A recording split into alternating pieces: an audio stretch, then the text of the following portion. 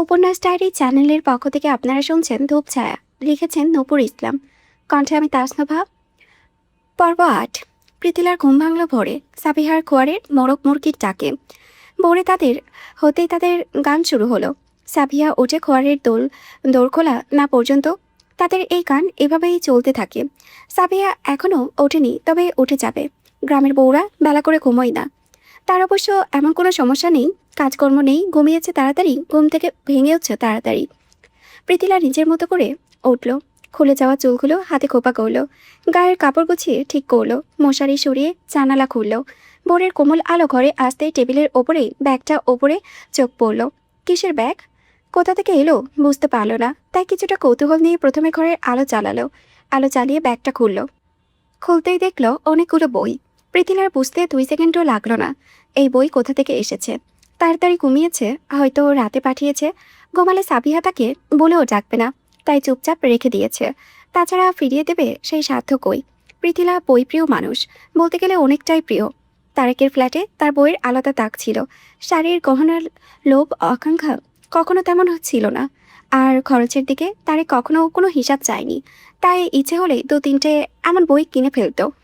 তবুও পৃথিলা আজ এই বইগুলো আর ধরল না, খুলে দেখলও না কি কি বই আছে, বরং আস্তে করে হাত সরিয়ে নিল। যেমন ব্যাগ তেমনই পড়ে রইল।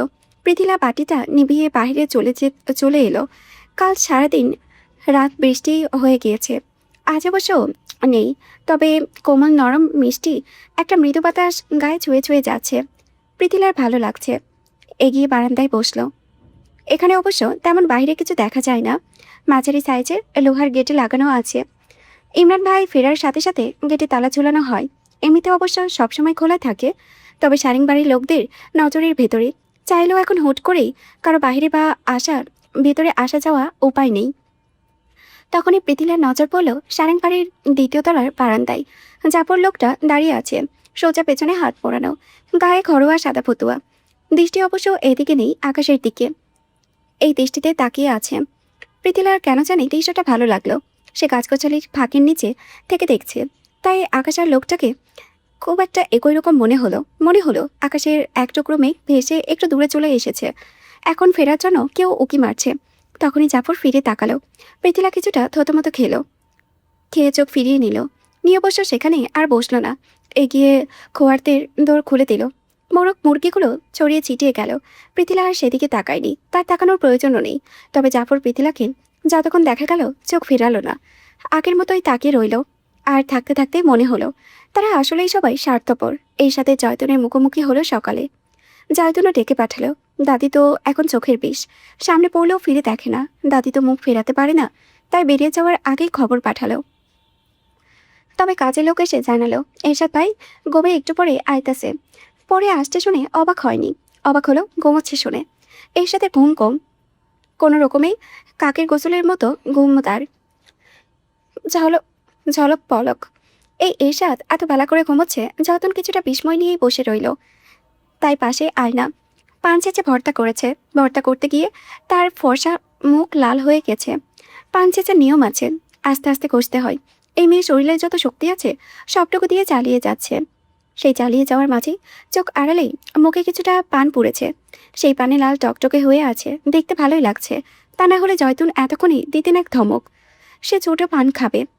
আম্বিয়া তার সাথে সাথে কথা বলা বন্ধ করে দিয়েছে। দিলেও স্বাভাবিকভাবে কাজ টাজ করেছে, এটাও ভালো। এই মেয়ে থামলে সারেং বাড়ি থেমে যাবে। তবে আম্বিয়াটাকে টাইট দিতে হবে। বিয়ের ঝামেলাটাই আর এর সাথে ঝামেলা মিটুক তারপর। যতদিন সব সহ্য করতে পারে, তবে তার সাথে চাপা চালানো এই স্পর্ধার কোনো মাপ নেই। ঠিক তখনই ঘুম চোখে এরশাদ নামলো, তবে তৈরি হয়ে নেমেছে। বেরিয়ে যাবে দেখেই বোঝা যাচ্ছে। আয়না দেখলো, দেখে মুখ পাকালো। একটা ছোট শয়তান, আরেকটা বড় শয়তান। একটা পৃথিলা আপাকে চালিয়ে মারছে, আরেকটা তাকে। এতদিন চালানো ছিল এক চালানো, এখন শুরু হয়েছে আরেক চালানো। প্রথমে কি ঢং, দেখতে পারে না, ঘৃণা করে। এখন কোথায় গেল সেই ঘৃণা? তার দাদি ঠিকই বলতো, পুরুষ মানুষের রাগ জেদ সব এক জায়গায় গিয়েই শেষ হয়। মাইয়া মানুষ, আর মাইয়া মানুষ দেখলে পুরুষ করবো না এমন পুরুষ দুনিয়াই নাই। অবশ্য বলতে গেলে তার দোষও কম না। সে নিজেও রাগে যেতে কয়েকদিন রংঢং করে বসে আনতে চাইছে, কেননা আজিজ চাচা হাসপাতালে বলেছিল জয়তুনারাকে ভাঙতে হলে নাতিদের ভাঙো। ভাঙার জন্য আগে বসে আনতে হবে। তবে জয়তুনারার নাতি দুটোই বিটলা শয়তান। যাই করতে গেছে হয়ে গেছে গন্ডগোল। এখন তো আর কিছু করছে না, তো বলছে কেন? উফ, জ্বালা তো ভালো লাগে না। কোমরটা এখনও টাটাচ্ছে, ওপর নিচে হতে গেলে কুকিয়ে উঠে যাচ্ছে। আমি আপু তো একবার ভ্রু কুচকে তাকালো, সে লজ্জাই শেষ। অথচ শয়তানটা দেখো, এখনো কি সুন্দর পড়ে পড়ে ঘুমোচ্ছে। অবশ্য রাতে আর রুমের দরজায় গিয়ে ধরম ধরম করে তাল ফলেনি, অন্য রুমে চুপচাপ শুয়ে পড়েছে। তাই মুখ বাঁকিয়ে নিজের অজান্তেই আবারও আরেকটু পান মুখে পড়ল। আর মুখে পড়তেই কাল রাতের কথা মনে পড়ল। পড়তে মুখ কোচ করলো। যেহেতু নির্বিকার চিত্তে এবারও দেখলো, মনে মনে কার কুষ্টি উদ্ধার করছে কে জানে। করবে ভালো কথা, লুকিয়ে চুকিয়ে কর তা না, সব হাব ভাব মুখে বোঝা যাচ্ছে। সারেংবাড়ির ভবিষ্যৎ অন্ধকার, একেবারে ডাহা অন্ধকার। এরশাদ অবশ্য তাকালো না, সে নিজের মতো এসে জয়তনের সামনে বসে তার স্বভাব মতো কোমল স্বরে বলল, ডেকেছো দাদি? জয়তন ডানে বামে গেলেন না, গেলেই কথা উঠবে। অন্তত তিনি এখন আর কোনো ঝামেলা চান না, তাই সোজাসুজি বললেন, হাতে তো সময় নাই, বিয়ের ব্যাপারে কি ভাবলি?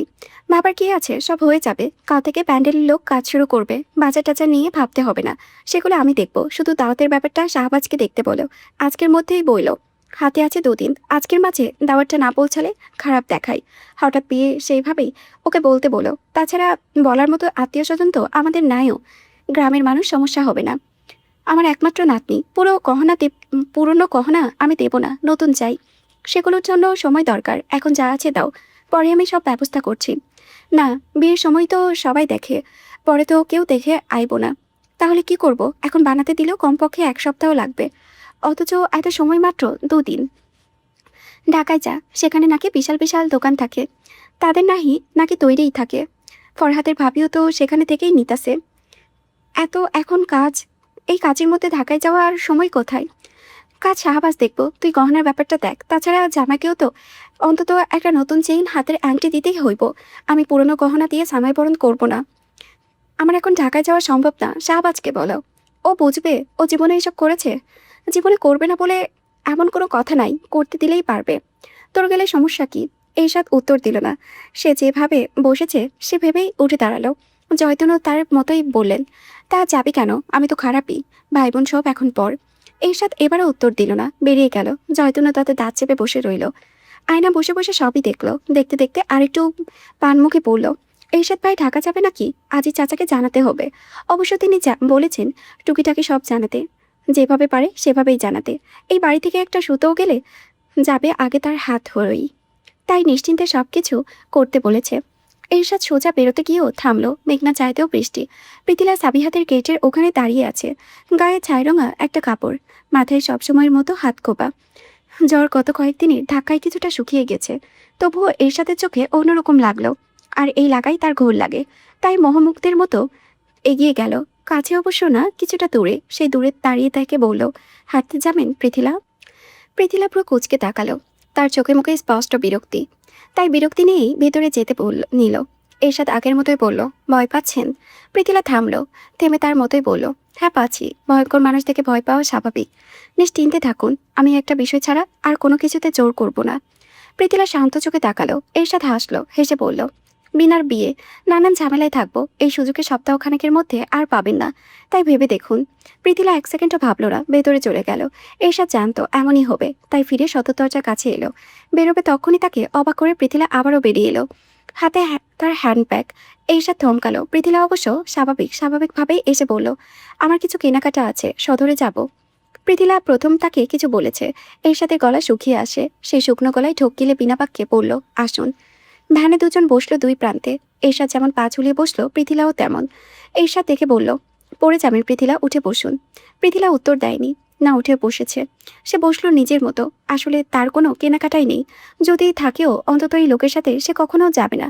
সে যাচ্ছে পত্রিকা দেখতে, সেটা দেখলেই হাবভাব কিছুটা বোঝা যাবে। আর একটা চিঠি, নাম ঠিকানা অবশ্য তার বা ঢাকার পরিচিত গণ্ডির কারণ নেই, নামটা বানানো, ঠিকানা পাশের গ্রামের। চিঠিটা যাবে তারিকের গ্রামের বাড়িতে। ভিন্ন নাম, তারিকের গ্রামের বাড়ির ঠিকানা এখনো কারো জানার কথা নয়, তাই এই চিঠি যে পৃথিলা কেউ বুঝবেও না। অবশ্য সে জানে না ডাকঘর পর্যন্ত কিভাবে যাবে, তবুও একটা চেষ্টা তো করাই যায়। কোনোভাবে যদি পৌঁছে যায়, তারা নিশ্চয়ই কিছু একটা করবে। তাই তার মতোই চুপচাপ বসে রইল। তার দৃষ্টি ধানের খেতে থাকলেও সে জানে পাশে বসা মানুষটার দৃষ্টি কোথায়। তার এইরকম দৃষ্টি কেন যেন মেয়ের জন্যই অস্বস্তিকর। তাই সে চাইতেও শান্ত করে বলল, দয়া করে দৃষ্টি সংযত রাখুন, তা না হলে আমি ভ্যান থেকে নেমে যাব। এরশাদ হাসলো। সে ইচ্ছে করে তাকিয়েছিল, জানতো তার কথায় পৃথিলা উত্তর দেবে না, তাই কথা বলার ছোট্ট একটা প্রয়াস। তাই হেসেই দৃষ্টি ফিরিয়ে সামনে নিয়ে বলল, কি কেনাকাটা করবেন? পৃথিলা মিথ্যা বলতে পারে না, বলতে গেলে গলা কাঁপে। তাছাড়া এই লোকের কথায় উত্তর দিতে ইচ্ছেও করছে না, তাই চুপচাপ রইল। কিছু কিনতে আমার সাথে আসবেন না এটা জানি, কারণ বলুন পৃথিলা? যদি না বলি? না বললে নাই, তবে আমার কাছে নিজ থেকে প্রথম কিছু বললেন, তাই খুশিতে আমি সেটা এমনিতেই করে দেব। তাই বলতে চাইলে বলতে পারেন, আপনার কষ্ট কম হবে। মনে হয় না করবেন। বলে দেখুন, জবান ঠিক আছে তো আপনার? দুনিয়ার কাছে আছে কি জানি না, এখনো মহৎ হওয়ার চেষ্টা করিনি, নিজের মতো থেকেছি। তবে আপনার কাছে যেটা বলবো কখনো নড়চড় হবে না, সত্যি বলছি, কখনো হবে না। পৃথিলা এবারও শান্তভাবেই তাকালো। কিছু কিছু কথা গায়ে গরম সীসার মতো পড়ে, তাই তাকিয়ে শান্তভাবে বলল, মহৎ হওয়ার চেষ্টা করেননি, তবে ভালো মানুষের মুখোশ ঠিকই পড়েছেন। কোথায় পড়লাম? গ্রামের সারেংবাড়ির বদনাম আছে, তবে আপনার নেই, অথচ সারেংবাড়ির সবচেয়ে ভয়ঙ্কর মানুষটা হচ্ছেন আপনি। এরশাদ হাসলো, হেসে বলল, তো মানুষ অপরাধ তো আর ডেকে ডেকে সবাইকে দেখিয়ে করবে না? না দেখানো আর অপরাধের পর্দা ফেলার ফারাক আছে হয়তো। আমি তো আর আপনার মতো এত জ্ঞানী নই, না জানা তাই জানা নেই। তবে দুনিয়ার কাছে যাই থাক, আমার দ্বিতীয় কোনো রূপ আপনার সামনে থাকবে না। আমি যা তাই থাকবে। জানতে পারি এত রহম আমার প্রতি কেন? মেয়ের অভাব হওয়ার কারণ তো নেই, রূপের দেহ না আপনি না সেটা জানি, কারণ তাহলে আমার জায়গায় আয়না থাকতো, সে আমার চেয়ে হাজার গুণ সুন্দরী। তো সাধারণ দেখতে একটা তালাকপ্রাপ্ত মেয়ের প্রতি এতটা সদয় হওয়ার কারণ কি? অনেক কারণ আছে, যদি বলতে যাই এই পথ শেষ হয়ে যাবে, তাই কখনো বলবো অফুরন্ত সময়ে। প্রীতিলার মুখ তেতো হয়ে এলো। তারেকের ঢোকার পর এইসব মিষ্টি যেন কোনো শব্দ তার কাছে আকাশ সমান ঘৃণা। সে কাউকে দেখায় না, বোঝায় না, তবে কেউ যদি জানে পুরো দুনিয়া ছেড়ে একজনের হাত ধরতে কতটা সাহস লাগে, আর সে একজন যদি ধোকা দেয় কতটা আঘাত লাগে, তাই সেটা তেতো কণ্ঠেই বলল, সে অফুরন্ত সময় কখনো আসবে না। সময় বলবে ভালো, অবশ্যই ভালো। তাই বলবেন না সদরে কেন? আজকে পত্রিকা দেখব। এর সাথে হাসলো, তার সেই সরলতা মাখা হাসি। হেসে পকেট থেকে সিগারেট বের করলো। এতক্ষণ পৃথিলার কথা ভেবে সিগারেট না ধরালেও এখন ধরালো। দৌড়িয়ে বলল, হয়ে যাবে। আর একটু লাইব্রেরিতে যাব। কোন লাইব্রেরি? পৃথিলা একটু ভাবলো, ডাকঘর সে চেনে না, তাহলে আশেপাশে কোনো দোকানেই বলা যেত। তাই বলল, আমি এখানকার কিছুই চিনি না, একটা লাইব্রেরি চিনি, সেখানেই চলুন। এক কাজে দু কাজ হলো, কয়েকটা বইও নেওয়া হবে। জেলখানার কয়েদি বানিয়ে রেখেছেন, সময় কাটানোর জন্য তো কিছু দরকার। এরশাদ আবারও হাসলো, হো হো করা হাসি। সে যেন সেই দিন ঘুরিয়ে শান্তভাবে হুমকি দিয়েছে, তেমনি আজ ঘুরিয়ে শান্তভাবে বলে দিল, আপনার উপহারে আমার প্রয়োজন নেই। তাই হেসেই বলল, কোন লাইব্রেরি? সদর বাজারের ভেতরে যেটা। এরশাদ আর কিছু বলল না, ভ্যানওয়ালাকে দোকানের কথা বলে বলল, পত্রিকা দেখে কি হবে? মনের শান্তি, হাজার খারাপ হলেও সংসার তো করেছি। কতদিন করেছি? ও, আপনার তো জানার কথা না, 4 বছর। তারেকের সাথে আমার সংসারের জীবন 4 বছর। এর সাথে এবার হাসলো না, বরং চোয়াল শক্ত হয়েছে। প্রীতিলা যে তাকে ইচ্ছে করেই এসব বলেছে সে জানে। ঘাটে ঘাটে বুদ্ধি, এর সাথে সহ্য হবে না ঠিক জানে, হলেও তাই তার মেজাজ বিগড়ে গেছে। অবশ্য তাকে দেখে বোঝার উপায় নেই। সে সব সময়ের মতোই শান্তভাবেই আগের মতো সিগারেটে টান দিল। সারা রাস্তা আর একটা কথাও কেউ কাউকে বলল না। তবে এরশাদ লোকটার একটার পর একটা সিগারেট খেলো। সেই সিগারেটের ধোঁয়ায় প্রীতিলার দম বন্ধ হয়ে এলো, আর না পেরে আঁচল দিয়ে নাক মুখ চেপে ধরল। সাজেশন দেখে বিনার মাথায় হাত। অন্য বিষয় যেমন তেমন, গ্রামার আর গণিতে অনেক পড়া। সে পড়া দেখে তার মাথা ঘুরে গেল, ঘুরে যাওয়ার কথা। আর পড়ার চিন্তায় সে তার পড়া শেষ, হজম শেষ, এই ডাট সব ভুলে গেল। আর বলেই দৌড়ে গেল। এরশাদ চলে গেছে। জাহাদিন বসে আছে আগের মতোই।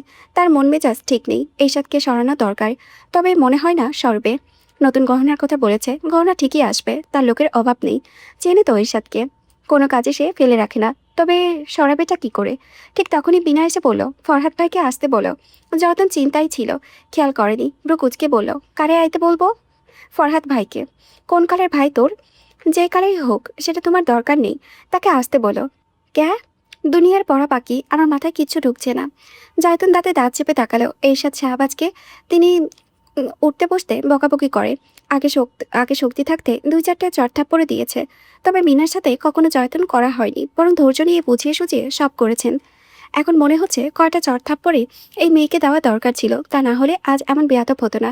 আর জীবনের সবচেয়ে বড় ভুল এইটারে স্কুলে দেওয়া। তাই ঝাঁঝের সাথে বলল, থাপড়াইয়া দাঁত ফেলাইয়া দেব রে বিনা, শরম লজ্জার ধার নাই, যার সাথে বিয়া তারে কই ভাই, আমার খবর দিয়া বাড়িতেও আসতে কস। বললে কি হবে? সে কি আমাদের বাড়িতে নতুন আসছে? তুই যাবি বিনা? না, তাকে আসতে বলো। আমি তো জীবনেও বলুম না। বিনা মুখ ফুলিয়ে চলে এলো। তার খবরে ফরহাদ ভাই আসবে না। সে মাথার চুল টেনে ধরল। তখনই আয়না এলো। আয়নাকে দেখে বিনা যেন কলিজায় পানি পেল। এরশাদ ভাই কখন ফিরবে ঠিক নেই। সে থাকলে এক ব্যবস্থা হয়ে যেত। তাই ঝটপট সাজেশন যা যা পারে না লাল কালি দিয়ে বৃত্ত করে তারপর আয়নার হাতে ধরিয়ে দিল। আয়না অবাক হয়ে বলল, আমি কি করব? আমি কি জানি? ভাবি হইছো, ননদের মুশকিল আসান করো। আমি? হুম। ছোট ভাই তো এখন বাড়িতে। যাও যাও, তাড়াতাড়ি যাও, চলে গেলে আরেক ঝামেলা। আয়না ঢোক গিল। গিলে তার পান খাওয়া ঠোঁট দুটো ফুলিয়ে এগিয়ে এলো। যেতে যেতে সুন্দর করে আরেকটা কাজ করলো। চিঠি লিখে সুন্দর করে সাজেশনের ভিতরে ঢুকিয়ে দিল। জীবন এখন হাতের তালুতে নিয়ে বাঘের গুহায় যাবে। এই এক কাজে দু কাজই হোক। পিথিলাদের ভ্যান একেবারে লাইব্রেরির সামনে এসে থামলো। সামনে মানে একেবারে সামনে। ভ্যান থেকেই দোকানের সিঁড়িতে পা রাখা যায়।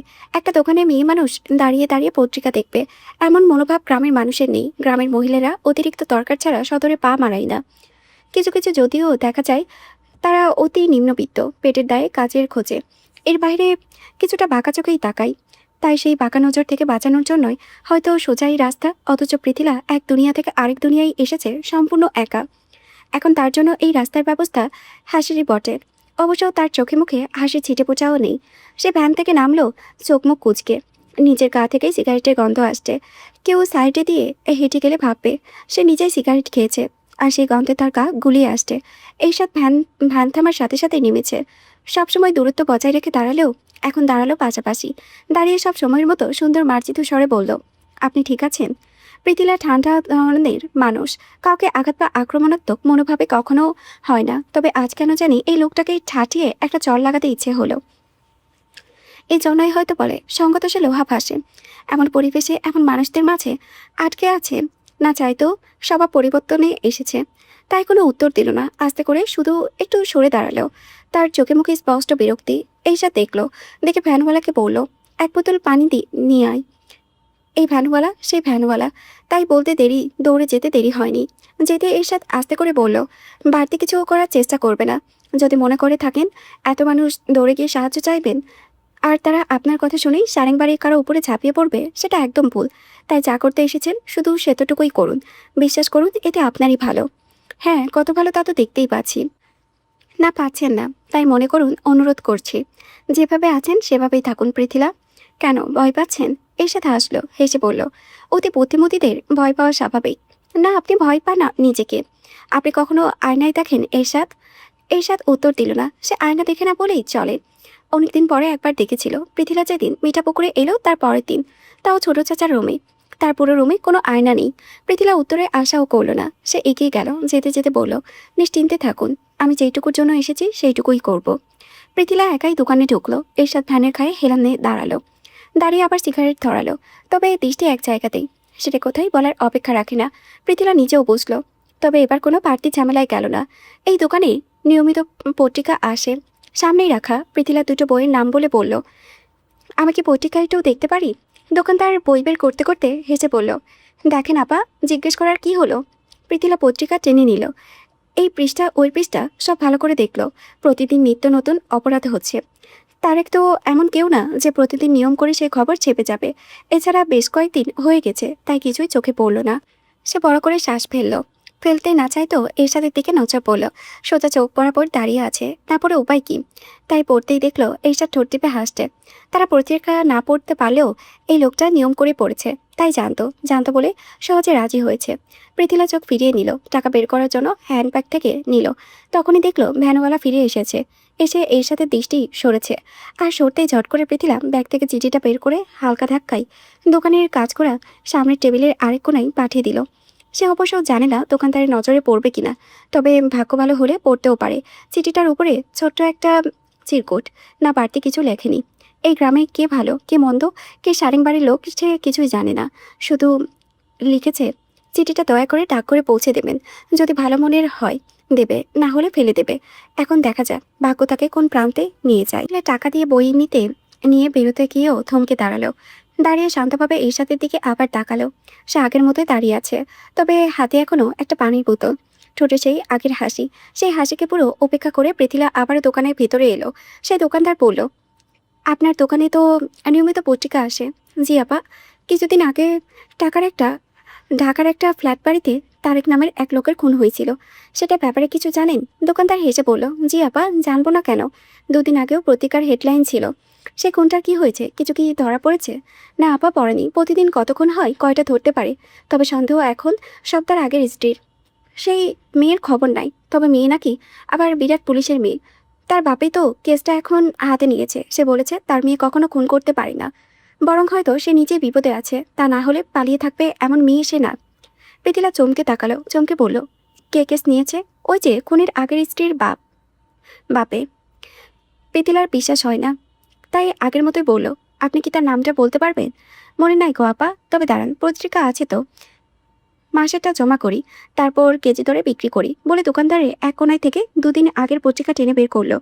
ধুলো ছেড়ে সামনে মিলতেই কষ্ট করে আর খুঁজে নাম পড়তে হলো না। তার বাবার নাম, তার স্নেহের বাবার ছবিটা ভেসে উঠল। রক্তের সম্পর্ক না থাক, কখনো ভালোবাসায় কমতি রাখেনি। মৃত্যুলার চেয়ে ভালোবাসা পাল্লা এবং সবসময় তার দিকেই ছিল ভারী। তবে পৃথিলা সব পৃষ্ঠে নেড়ে ছেড়ে তার কোনো ছবি পেল না। অথচ তার টাই তার টাই আগে দেওয়ার কথা।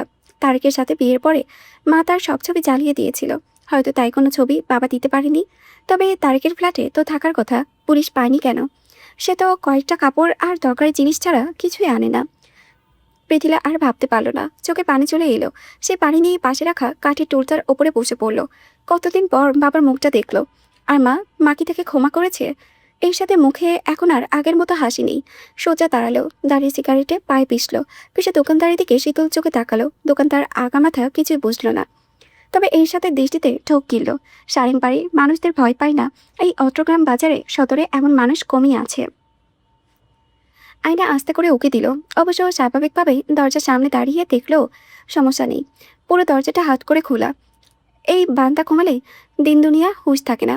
এখনও নেই, ওপর হয়ে শুয়ে আছে। প্লাস্টারে হাফ নেই, লুঙ্গি উঠে আছে হাঁটুর উপরে, হাত সুস্থ হাতের মতো ছড়িয়ে। আয়না উকি দিয়ে কিছুক্ষণ সেভাবে দাঁড়িয়ে রইল। ভেতরে যাওয়ার সাহস হচ্ছে না। হাফ তো ভালো না, গেলে যদি আবার উল্টোপাল্টা কিছু করে। অবশ্য দিনের বেলা দরজাটাও হাট করে খোলা, মনে হয় এখন শয়তানগিরি কিছু করবে। আয়না ঢোকিলে আস্তে করে এগিয়ে গেল। দাঁড়ানো শাহবাজের মুখোমুখি, বাচ্চাদের মতো হা করে ঘুমিয়ে আছে। গাঢ় ছোঁয়া চুল এলোমেলো, সামলা মুখে খোঁচা খোঁচা দাড়ি। আয়না এতদিন একবারও ভালো করে মুখের দিকে তাকিয়ে দেখেনি। আজ দেখলো, বরং খুঁটিয়ে খুঁটিয়ে দেখলো। তবে ডেকে তোলার সাহস হলো না। বুকে কাগজগুলো চেপে দাঁড়িয়ে রইল। শাহবাজ ঘুমের করে চিত হয়ে শুলো। আয়না দেখে আস্তে করে বলল, শুনছেন? শাহবাজের কারো ঘুমে আয়নার কথা কানের ধারের কাছেও যায়নি, বরং সে আরও নড়েচড়ে আরাম করে শুলো। আয়না আবার ডাকলো, শুনছেন? এবারও কোনো হেলদোল নেই। আয়না মুখ কুচি করলো, করে নিজের মাথা নিজে চুলকালো। চুলকে আস্তে করে হাত ছুঁয়ে বলল, শুনছেন? এবারও খবর নেই। দিন দুনিয়ায় আচার বানিয়ে এই লোক ঘুমোচ্ছে। আয়না হাল ছাড়লো, ছেড়ে এক ধাক্কা দিল। এবার কাজ হয়েছে। শাহবাজ চোখ নাক মুখ কুচকে ঝাড়ি মেরে বলল, কি হয়েছে? আয়না ভয় মাখা কণ্ঠে বলল, দরকার আছে, ওঠেন। শাহবাজ আগের তেজে বলল, কি দরকার? তারপর ওঠেন বলি। শাহবাজ বিরক্তি নিয়ে উঠল। উঠে ভালো করে চোখ খুলতেই নজরে পড়ল লাল টকটকে দুটো ঠোঁট, যেই ঠোঁট দুটো ফুলিয়ে দাঁড়িয়ে আছে। এই ঠোঁট গোজকোড়া মুখ শাহবাজকে কেমন টানে। এই মেয়ে যদি জানতো তাহলে দিনরাত আঁচলে পুড়ে মুখ ঢেকে রাখত। তাই সেই টেনে নেওয়া ঠোঁটের দিকে চোখ রেখে বলল, কি হয়েছে? সাত সকালে এমন ধাক্কাধাক্কি কেন? আয়না টানে বামে গেল না, যত তাড়াতাড়ি ফেরা যায় ততই ভালো। তাই তো হাত বাড়িয়ে সাজেশন দেখিয়ে বলল, এটা ফরহাদ ভাইয়ের বাড়িতে দিতে হবে। বিনার পড়া। কিসের পড়া? কিসের পড়া আবার কি? পরীক্ষার পড়া, রাতের মধ্যে লাগবে। আপনি তাড়াতাড়ি পৌঁছে দিন, দাদি বলেছে। আয়না মিথ্যা বলল, দিচ্ছি বলে শাহবাজ পা কুটিয়ে বসলো। বসে খুব স্বাভাবিকভাবে বলল, দরজাটা চাপিয়ে দিয়ে আসো, আমার কথা আছে। আর ভুলেও দৌড় দেবে না। আয়নার কলিজা ধক করে উঠল, যেমন উঠেছিল ওই যে প্রথম দিন সামনে সোজা এসে বলেছিল, কাপড় খোলো। ঠিক তেমনই শুরু হয়ে গেছে রে শয়তানের শয়তানগিরি। কি বললাম? আয়না মুখে কথা আসে না। এ কেমন মানুষ? কোনো সংকোচ নেই, জড়তা নেই। সব পুরুষ মানুষ এমন নির্লজ্জ ঠোঁটকাটা হয়?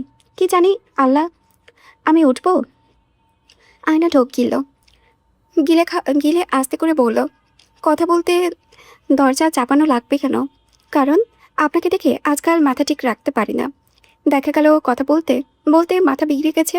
আমার কিছু না হলেও কেউ কিছু দেখলে আপনাকে তো আর খুঁজে পাওয়া যাবে না। আমি আপনার কথা ভেবেই বলছি। আয়না, আপনি শুনুন। শুনে তাড়াতাড়ি গিয়ে দরজা চাপালো। মাথা বিগড়াবে কি, তার তো ধারণা বিগড়েই গিয়েছে। অবশ্য খিল ফেললো না, সে দৌড় দেবে, অবশ্যই দেবে, তবে কি বলবে সেটা আগে শোনা যাক। তার দরজা চাপিয়ে একটু সামনে গিয়ে দাঁড়ালো। দাঁড়িয়ে পাশের চেয়ারে আগে সাজেশনটা রাখলো। দেখা গেল এতটুকুর জন্য আবার আসতে হয়, তাই আগে সাবধানে তারপরে ঠোঁট দুটো ভিজিয়ে বলল, বলুন। শাহবাজ আয়নার হাবভাব দেখে সবই দেখলো। দেখে শান্তভাবে বলল, খাটে এসে বসো। আমি এখানেই ঠিক, আপনি বলুন। শাহবাজ হাসলো। হেসে উঠবে তখনই আয়না হাত উঁচিয়ে থামিয়ে বলল, বসছি তো।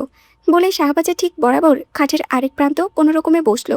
বসতে গিয়ে কিছুটা ঝুঁকিয়ে মুখ কুচকিয়ে কোমরে হাত রাখলো। তার কোমরে 12টা এমনিতেই বেঁচে আছে, আবার কি করবে কে জানি। শাহবাজ আবারও ঠোঁট টিপে হাসলো। হেসে আড়মোড়া ভাঙতে ভাঙতে বলল, দৌড়াদৌড়ি মারামারি ঝাঁকাঝাঁকি তো অনেক হলো, এত ঢং আমার ভালো লাগছে না। এখন 10 কথার এক কথা, আমার বউ চাই। আয়না নিষ্পলক দৃষ্টিতে তাকিয়ে রইল। কত বউ লাগবে আল্লাহ জানে, তাই পোস্তারের মতো মাথা নাড়ল, নেড়ে বলল, আচ্ছা।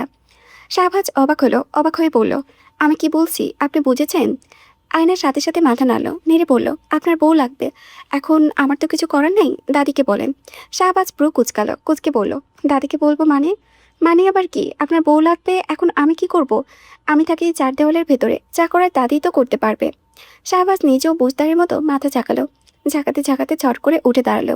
তার সাথে সাথে আয়নাও উঠে দাঁড়ালো। তবে হাবভাব কোন দিকে সে বুঝতে পারছে না। কথা তো সুন্দরভাবেই বলছে। শাহবাজ স্বাভাবিকভাবে দরজার দিকে এগোলো। আয়না ভেবেছিল কথা শেষ, বেরিয়ে যাচ্ছে, কিন্তু তাকে অবাক করে শাহবাজ দরজায় খিল দিল। তাও উপরেরটা, যেটাই আয়না মরে গেলেও হাতে পৌঁছাবে না। আয়না ঢোক গিলল, গিলে বলল, দাদি আমাকে এটা দিয়েই নিচে যেতে বলেছেন। শাহবাজ উত্তর দিল না, এগিয়ে আয়নার সামনে এলো। এসে আগের মতোই বলল, আমার হাতের প্লাস্টার, বেশি দৌড়ঝাঁপ করলে নাক বরাবর, বেশি না, একটা ঘুষি মারবো। আয়নার সাথে সাথে নাক চেপে ধরল, ধরে বলল, আমি বাইরে যাব। কেন? কাজ আছে। কিসের কাজ? সারেং বাড়ির বউ আমি, কাজের অভাব আছে? বল, কি ভুল? শাহবাজ আরও এগোলো, একদম আয়নার কাছাকাছি। আয়নার সাথে সাথে পেঁচাতে গিয়ে খাটে ধপ করে বসে পড়ল। শাহবাজ ঝুঁকে বলল, আজ থেকে আপনি শাহবাজের বউ, আর এই বউকে শাহবাজের চাই, এখন চাই, এই মুহূর্তে চাই, বুঝেছেন শাহবাজের বউ? আয়না আবারও ঢোক গিলল, গিলে বলল, আমাকে না আপনি ঘৃণা করতেন? ভাইয়ের হবু বউ কি যেন বলেছিলেন? এখনও করি, তবে তা তো জানি না, তবে এতটুকু জানি, আমার বউ লাগবে। ও, আর কিছু বলার আছে? আয়না উত্তর দিল না, দিয়ে লাভ আছে বলে মনেও হলো না, তাই সাইড কেটে বেরোতে চাইল। পারলো কই, ঝট করে শাহবাজ কোমর চেপে ধরল। দৌড়ে আর সময় নষ্ট নেই, জাপটে আয়নাকে নিয়েই খাটে পড়ল। আয়না ঝরঝর করে কেঁদে ফেলল। শাহবাজ অবশ্য কিছুই করলো না, শুধু আয়নার পাশে আরাম করে কাঁধ হয়ে শুয়ে বলল, কাঁদছো কেন? আমার কোমরে ব্যথা টাটাচ্ছে। ও বলেই পেটের আঁচলে ঝট করে সরিয়ে পড়ল, দেখি মালিশ করে দেই। আয়না মা গো বলেই ঝট করে ঘুরে গেল। ঘুরতেই পিঠেছি সেই যে শাহবাজের লাঠির বাড়ি, সেই বাড়ির দাগটা শাহবাজের নজরে পড়ল। লম্বা সোজা দাগ, ফর্সা পিঠে হালকা কালো হয়ে আছে, বোঝাই যাচ্ছে অনেকদিন আগে। শাহবাজ সেই দাগে আঙ্গুল ছুঁয়ে বলল, পিঠে কি হয়েছিল? আয়না উত্তর দিল না, বরং সে সারার তালে বলল। তারা সরতেই গিয়ে শাহবাজ কোমর চাপটে আবারও টেনে কাছে নিল। আয়না অবশ্য আর ফেরেনি, তার পিঠ শাহবাজের বুকে। সে আছে বাঁকা কুজো হয়ে। শাহবাজও তার মতোই বাঁকা হয়ে শুলো, শুতে শুতে বলল, যত ঢঙ্গি করো, আজকে আমি ছাড়বো না। ঠিক তখনই দরজায় টোকা পড়ল। কাজের লোকে টোকা দিয়ে বলল, আয়না ভাবি, দাদি ডাকে, পান নাকি খাইব? আয়না হাঁপ ছাড়ল, আল্লাহ বাঁচাইছে গো বলে ঝট করে উঠতে গেল। শাহবাজও আগের মতোই চেপে ধরে স্বাভাবিকভাবে বলল, দাদিকে গিয়ে বল। আয়না ভাবি শাহবাজ ভাইয়ের কাছে। আয়না আবারও কেঁদে ফেলল। শাহবাজ কোমর ছেড়ে চিত হয়ে শুতে শুতে বলল, আজকে আমি সত্যিই ছাড়বো না আয়নামতি। আয়না ফুপাতে ফুপাতেই বলল, আমি আপনাকে ঘৃণা করি। মা বাবার খুনিদের ঘৃণা তো করবেই, বরং ভালোবাসলেই অবাক হতাম। আয়না অবাক হয়ে ঘুরে তাকালো। শাহবাজ সব সময়ের মতো তার চেনা ভঙ্গিতে হাসলো। হেসে আয়নার লাল টুকটুকে ঠোঁটের দিকে তাকিয়ে বলল, এত ঘৃণা গায়ে আগুন দিয়ে বিয়ের সময় কোথায় ছিল? ছিল ছিল বলে বিয়ে করেছি। কেন? কারণ আমি আপনাকে খুন করতে চেয়েছিলাম। আমার জীবন তো নরক বানিয়েছেন আপনি। কি হতো আমাকে যেতে দিলে? বিয়ের দিন রাতে যে হামলা হলো, সেটাই আমি ছিলাম। তো এখনও আপনার বউ চাই? শাহবাজ অবাক হলো না, অনুমান সে আগেই করেছে। সেই দিন চিঠিটা কিছুটা হলেও দেখেছে, তবে কে পাঠিয়েছে ধরতে পারছে না। আর যার কথা ঘুরে ফিরে মাথায় আসছে সেটা মানতে পারছে না। তার সাথে সারেংবাড়ির শত্রুতা কি সম্পর্ক তো আর একদিনের না, তাদের জন্মের আগে, নাকি অন্য কেউ? আয়নার চাচা? না, তারা তো সাহস হবে না। তবে আর কে? শারীন বাড়ির ক্ষতি করে লাভ? কার লাভ? আর এসবের একমাত্র উত্তর আয়না। তবে সে জানে আয়না মরে গেলেও মুখ খুলবে না। অবশ্য আয়নার জায়গায় অন্য কেউ হলে এতক্ষণে চাপা খুলে ফেলতো। তবে সে আয়নামতি শাহবাজের পীড়িতের বউ, চাইলে কি আর এখন কিছু করা যায়? তাই তার মতোই বলল, হ্যাঁ চাই।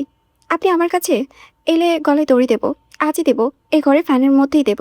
দাও, সমস্যা নাই। তবে কার সাথে হাত মিলাইছো সেটা বলে যাও। কেন? সারেংবাড়ির এত ক্ষমতা? যান খুঁজে বের করেন। শাহবাজ আগের মতোই হাসলো, হেসে ঝট করে উঠে দাঁড়ালো, দাঁড়িয়ে দরজায় খিল খুলে নিজের মতো বেরিয়ে গেল। বোকা এটা বুঝলো না শাহবাজ কেমন প্যাচে ফেলে তার পেটের কথা বের করলো। এখন বাকি মুখ খোলার শুধু ব্যবস্থা করা। আর তার মুখ তার বাবা মায়ের খুনিকে জানতে পারলেই খুলবে। আপনা আপনি খুলবে, তা না হলে শাহবাজের বউ লাগবে। আবার অনুমতি চাইবে। এত ভদ্র শাহবাজ হলোটা কবে?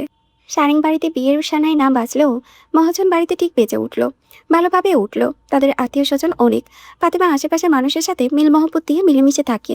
মহাজন হলেও মিঠাপুকুরে আজিজের সুনাম অনেক বেশি। বিপদে আপদে দান খয়রাতে সবকিছুতে আগে। গ্রামের মানুষ সারেং বাড়িকে যেমন ভয় পায়, ঘৃণার চোখে দেখে, তেমনি মহাজনকে ভরসা করে ভালোবাসে। তাই তাদের বাড়িতে বিয়ের আয়োজনে তারা মন থেকেই লেগে গেছে। কাল গায়ে হলুদ, তার নানা আয়োজনে পুরো বাড়ি এমনিতেই মুখরিত হয়ে আছে।